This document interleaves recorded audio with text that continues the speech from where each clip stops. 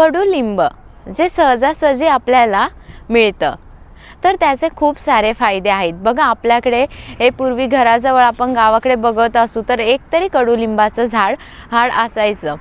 तर काय, कडुलिंबाचे खूप सारे फायदे आहेत आपल्या शरीरासाठीही आणि आपल्या निसर्गासाठी पण।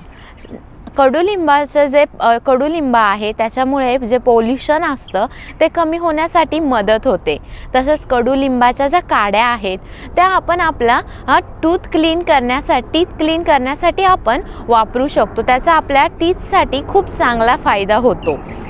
आपल्याला जर आपल्या दातांमध्ये काही वेळेस प्रॉब्लेम होतो की जसं रक्त येणं किंवा हिरड्या दुखत आहेत, त्यासाठी खूप चांगल्या प्रकारे ह्या कडुलिंबाच्या काड्या त्याच्यावरती काम करतात। कडुलिंबामध्ये अँटीबॅक्टेरियल, अँटीफंगल प्रॉपर्टीज आहेत की जर आपल्याला स्किनवरती काही स्किनचे प्रॉब्लेम्स आहेत, जसं पिंपल्स येणे, चेहऱ्यावरती काहींना पुरळ असते किंवा डाग पडलेले असतात, तर ते लोक नक्कीच ह्या लिंबाचा पाल्याचा वापर करून आपली स्किन छान करू शकतात। तसंच आपल्या केसांसाठी देखील, केसांमध्ये काहींना फंगल इन्फेक्शन वगैरे होतं, तर आपण काय करायचं आहे की कडुलिंबाचा थोडासा पाला घ्यायचा आहे आणि स्वच्छ पाण्याने धुवून त्याची पेस्ट बनवायची आहे आणि ती डोक्याला लावायची आणि थोड्या वेळासाठी ठेवायची आहे। तर बघा, तुम्हाला लवकरच फरक दिसायला लागेल तुमच्या फंगल इन्फेक्शनमध्ये।